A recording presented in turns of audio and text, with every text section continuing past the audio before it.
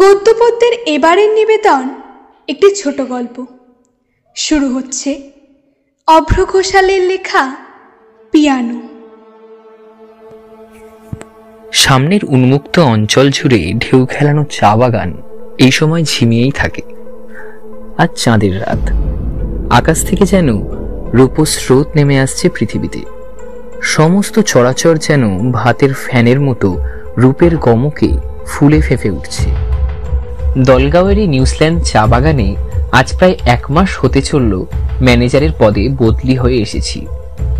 পূর্বতন manager Andrews ওরাও মারা যাওয়ার ফলেই এই দায়িত্ব এখন আমার কাঁধে এসে পড়েছে।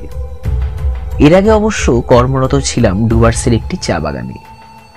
600 হেক্টরের এই বিশাল চা বাগানে অবস্থিত প্রায় 150 বছরের পুরনো কিন্তু সাজানো গোছানো এই হেরিটেজ বাংলোতেই রয়েছি 1 মাস যাবৎ। আমি খুব একটা যে ভীতু প্রকৃতির মানুষ তা কিন্তু নয়। তার উপর ছেলেবেলা থেকে কলকাতার মতো জমজমাট শহরে মানুষ হয়েছি। কাজেই ভয় নামক বস্তুটা চলিত অর্থে আমার মনের ভেতরটা খুব একটা গেঁথে উঠতে পারেনি। চলিত বলতে বোঝাতে চাইছি অলৌকিক কোনো কিছুকে, অর্থাৎ গল্প উপন্যাসে যেমনটা বলা হয় আর কি। তবে শহরাঞ্চলেও ভয় রয়েছে, কিন্তু সেই ভয়ের কারণ কোনো ভূত কিংবা প্রেত নয়, বরং মানুষ। তারপর কলকাতা থেকে বেরিয়ে জীবিকা সূত্রে এই যে আজ প্রায় 4 বছর হতে চলল ঘর বাড়ি ছেড়ে, আত্মীয় পরিজনদের ছেড়ে নির্জনতায় দিন কাটিয়েছি, তাতেও ভয় নামক বস্তুটি খুব একটা গ্রাস করতে পারেনি আমাকে। অন্তত ডুয়ার্সে থাকাকালীন তো সেরকম কোনো কিছুই হয়নি।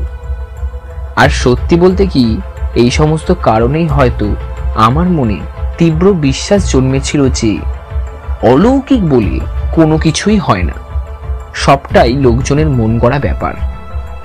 আর তার ওপর বিজ্ঞানের ছাত্র হওয়ার দরুন হয়তো অবিশ্বাসের এই ব্যাপারটা মনের ভেতর আরো পোক্ত হয়ে উঠেছিল। কিন্তু এই বাংলোয় বিগত 3 রাত যাবৎ যে অভিজ্ঞতা আমি সঞ্চয় করে চলেছি, তাতে আমার এতদিনের বিশ্বাসে একটু একটু ফাটল ধরেছে। বিগত 3 সপ্তাহ যাবৎ সবকিছুই ভালোভাবে চলছিল, কোনো সমস্যা হয়নি।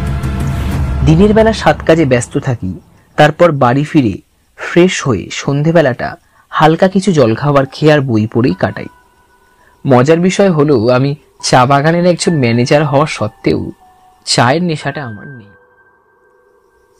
এরপর রাত 10টার সময় ডিনার করে বাংলোর কেয়ারটেকার ভজনকে বিদায় দিয়ে সোজা বিছানায়। ভজন সারাদিন এই বাংলোয় থাকলেও রাতের বেলা বাড়ি ফিরে যায়। ওর বাড়ি কুলিবস্তির ঠিক পেছন দিকটায়। ভজনের মা বিগত 2.5 মাস যাবৎ খুবই অসুস্থ, কাজেই ওর পক্ষে রাতে ওর মাকে ছেড়ে থাকাটা সম্ভব নয়। ওর বোন রাতের শিফটে চা বাগানের হাসপাতালে আয়ার কাজ করে, কাজেই দিনের বেলাটা বাড়ির কাজকর্ম সেই সামলায়, আর রাতের বেলা মাকে দেখার দায়িত্ব ভজনের। এই হলো ওদের ব্যাপার। ভজন প্রথমেই বলে দিয়েছিল রাতে আমায় একাই থাকতে হবে। তাতে অবশ্য আমিও কোনো আপত্তি করিনি। কর্মসূত্রে এতগুলো দিন একা থেকে থেকে একাকিত্বটা প্রায় গা সওয়া হয়ে গিয়েছে। কিন্তু এই 3 দিন যাবৎ প্রতি রাতে একটা অদ্ভুত ঘটনা ঘটে চলেছে এই বাংলোয়। অবশ্য ব্যাপারটাকে অদ্ভুত বলবো না অলৌকিক বলবো ঠিক বুঝে উঠতে পারছি না। দিনের বেলা 7 কাজে লেগে থাকি, কোনো সমস্যা নেই, কিন্তু রাত নামলেই একটা সুরেলা মায়াজালে ঢেকে যায় সমস্ত বাংলোটা। প্রথম যখন সুরটা শুনি তখন আমি তন্দ্রাচ্ছন্ন। মনে পড়ে গভীর তন্দ্রার মধ্যে কানে এসেছিল পিয়ানোর খুব মৃদু অথচ স্পষ্ট সুর। তন্দ্রাচ্ছন্ন থাকায় সুরটা অচেনা বলে মনে হয়েছিল প্রথমটায়, কিন্তু মন দিয়ে শোনার পর চিনতে পারলাম কলেজ জীবনে বেশ কয়েকবার শুনেছি এই সুর। ওর জন্মদিনে রিচার্ড ক্লেল্ডারম্যানের রেকর্ড শুনিয়েছিল আমার তৎকালীন প্রেমিকা সুচেতা। তখনই এই সুরটা প্রথমবারের মতো শুনি। পল দা সেনভিলের অভূতপূর্ব এই ফরাসি কম্পোজিশনটার ইংরেজি তর্জমা করলে দাঁড়ায় ম্যারেজ অফ লাভ। সুরটা শুনলে একদিকে মনটা যেমন আনন্দিত হয়, তেমনি আশ্চর্যজনকভাবে ভারীও হয়ে যায়, কিন্তু সব মিলিয়ে একটা দীর্ঘকালীন রেশ রেখে যায় মনের কোণে। মনে পড়ল, প্রথমবার যখন আমি সুরটা শুনি তখন প্রায় এক গোটা সপ্তাহ এই সুরটা নিয়ে ভেবে গেছি। কিন্তু প্রশ্নটা হলো, এই নির্জন বাংলোয় এই সুরটা কোত্থেকে আসছে, কে বাজাচ্ছে? আর ধারে কাছে অন্য কোনো বাড়িও নেই যে সেখান থেকে ভেসে আসবে। আরেকটু মন দিয়ে শোনার চেষ্টা করলাম। শুনতে পেলাম পাশের স্টোর রুম থেকে ভেসে আসছে শব্দটা। সবচেয়ে আশ্চর্যের ব্যাপার হলো, আমার ঘুম বরাবরই খুবই পাতলা হওয়া সত্ত্বেও ওই দিন আশ্চর্যজনকভাবে একটু গাঢ় হয়ে গেছিল। টর্চ জ্বালিয়ে ওয়াল ক্লকটা দেখলাম, ঘড়ি জানাচ্ছে রাত 2:20। বিছানায় উঠে বসে এক গ্লাস জল ঢেলে খেলাম। পশ্চিমের জানলাটা খোলা ছিল, সেই জানলা দিয়ে চাঁদের নরম আলো ঘরে এসে ঘরটাকে মায়াবী করে তুলেছে। আর এই মায়াবী পরিবেশকে আরো গাঢ় করে তুলেছে স্টোর রুম থেকে ভেসে আসা ওই সুর। এক লহমার জন্য সমস্ত গায়ে কাঁটা দিয়ে উঠল, কিন্তু পর মুহূর্তেই চোখ ভরে আবার নেমে এলো ঘুম। আর অনুভব করলাম বাতাস ভরে উঠেছে এক আদিম সুগন্ধে। এই সুবাস ওই দিনের আগে আমি কোনোদিনও পাইনি। সেটাকে আদেও পার্থিব বলা চলে কিনা তাও জানা নেই আমার। পরের দিন ঘুম ভাঙতে 8:30 বেজে গেল, যেখানে আমি অন্যদিন বিছানা ছাড়ি সকাল 7টায়।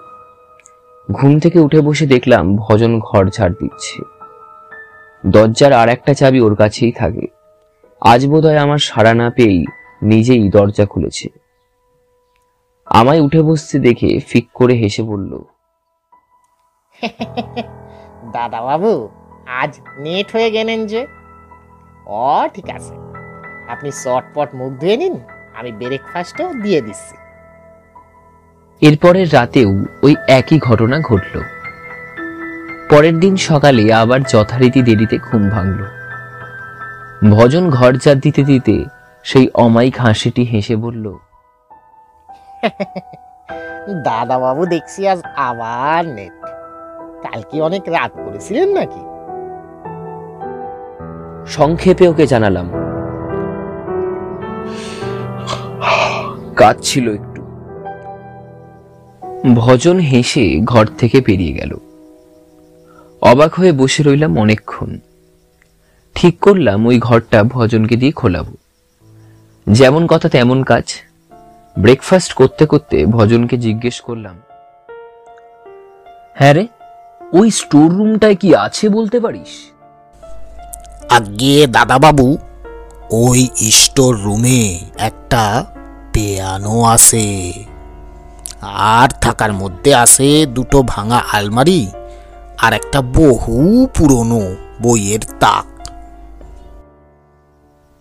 পিয়ানো আছে শুনে মনটা লাফিয়ে উঠল, কিন্তু উৎসাহের বহিঃপ্রকাশ না ঘটিয়েই জিজ্ঞেস করলাম, পিয়ানো বলিস কি? হ্যাঁ দাদাবাবু, ওটার বয়স আন্দাজ 30 বছর হবে। পিয়ানোটা কার ছিল বলতো? কার ছিল ওটা? তা তো জানি না দাদাবাবু, হয়তো আপনারই মতো কোনো বাবু আনিয়েছিলেন শহর থেকে। শুনেছি এই বাংলোয় নাকি অনেক আগে এক ঘর সাহেব থাকতো, তারপর কি এক কারণে তারা নাকি এই বাড়ি ছেড়ে চলে যায়। পুরনো দিনের সব কথা বাবু, নানা লোকে নানা কথা বলে। আমি তো শুনেছিলাম আমার বাপের মুখে, আমার তো তখনও জন্মও হয়নি। এই দেখুন না, এই আসছে অক্টোবর 27 পা দেব।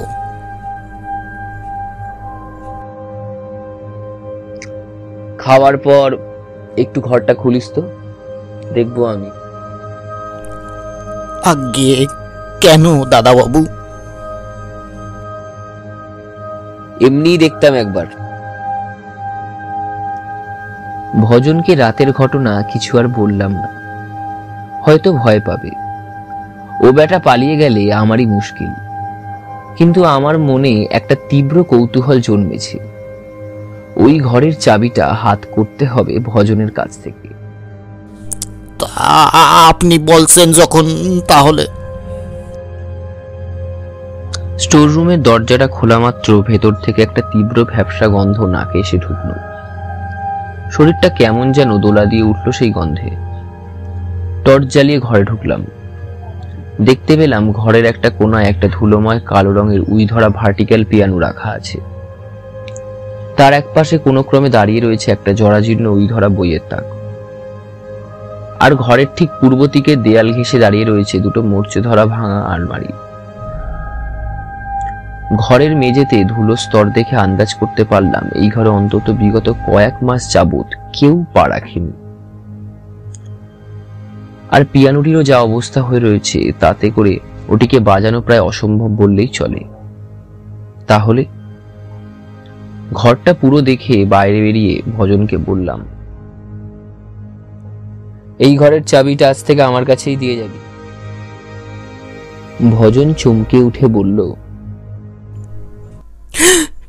কেন দাদা বাবু?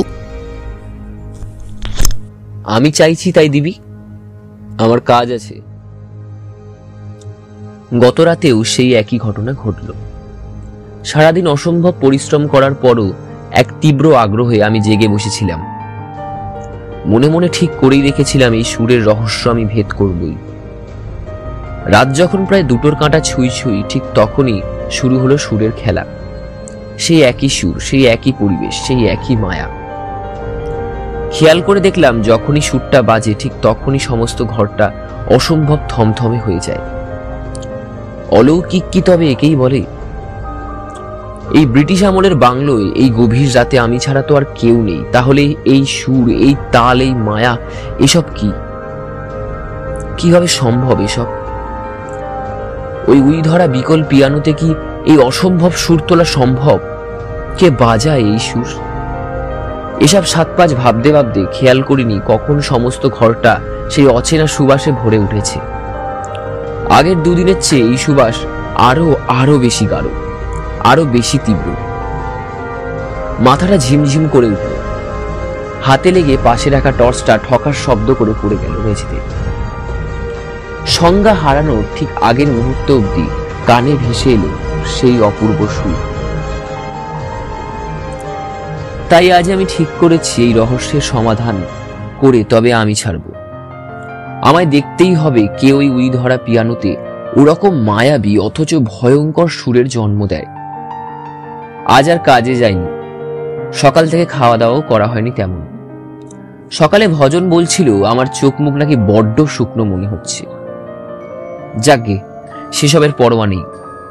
আপাতত এই রহস্যের উন্মোচন করাটাই আমার একমাত্র উদ্দেশ্য। ধৃতির সঙ্গে ডিভোর্স হওয়ার পর ডায়েরি লেখার অভ্যাসটা বিগত কয়েক মাস যাবৎ প্রায় লুপ্ত হতে বসেছিল। কিন্তু আজ এই কথাগুলো লিখে রাখা দরকার, খুব দরকার। দেওয়াল ঘড়ি জানান দিচ্ছে এখন সময় 2:05। ইতিমধ্যে সেই বাজনা শুরু হয়ে গিয়েছে।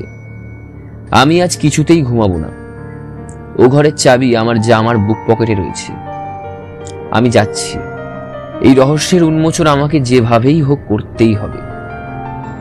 জানি না কি দেখব, কিন্তু তাও আমাকে যেতেই হবে, নইলে হয়তো আমি পাগল হয়ে যাব। এই নিয়ে 3 জন ম্যানেজারের এই একই হাল হলো। সবারই বডি পাওয়া গেল ওই দোতলা স্টোর রুমে। সবারই চোখ মুখ বিস্ফারিত, শরীরে কোনো ক্ষতচিহ্নই নেই। ম্যানেজার সঙ্গীত চৌধুরীর ডায়েরিটা বন্ধ করে ইন্সপেক্টর ছেত্রী স্বগতোক্তি করলেন। ভজন একপাশে দাঁড়িয়ে ফোপাচ্ছিল। ভাগ্যিস ভদ্রলোক ডায়েরি লিখতেন, অন্তত একটা ক্লু তো পাওয়া গেল। দত্ত, আপনি কি ভূত পেতে বিশ্বাসী? পুরোপুরি অবিশ্বাসী নই। কত কিছুই তো ঘটে আমাদের চারপাশে। ভগবান থাকলে ভূত কেন থাকবে না স্যার? শুভ থাকলে অশুভ তো থাকতেই পারে। আমার ঠাকুরদা বলতেন এই পৃথিবীতে সব কিছুরই পরিপূরক থাকে। হেড কনস্টেবল দত্ত বিনয়ের মতো উত্তর দিলেন। এনিওয়েজ, দেখা যাক এবার অন্তত কিছু পাওয়া যায় কিনা। নইলে তো আগেরগুলোর মতোই এটাকেও ক্লোজ করে দিতে হবে। আচ্ছা, জ্বালায় পড়েছি বটে শালা। এই বাংলো ইমিডিয়েটলি সিল করে দাও, বডিটা ময়না তদন্তে পাঠাও। শুনছিলেন অভ্র ঘোষালের লেখা পিয়ানো। মূল ভাবনা, বক্তা এবং ইন্সপেক্টর ছেত্রীর ভূমিকায় দেবেশ্বর ব্যানার্জি, ভজনের চরিত্রে দীপঙ্কর ঘোষাল, হেড কনস্টেবল দত্তের ভূমিকায় অভ্র ঘোষাল, গল্পের সূত্রধার আমি দীপান্বিতা।